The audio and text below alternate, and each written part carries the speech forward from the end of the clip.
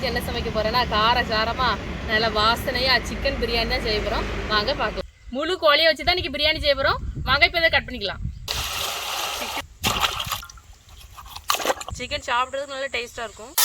நல்ல பாஸ்மதி ரைஸ்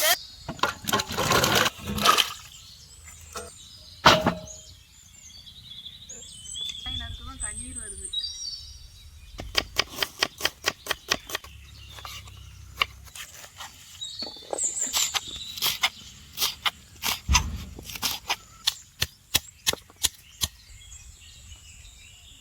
எல்லாமே சேர்த்துக்கலாம்.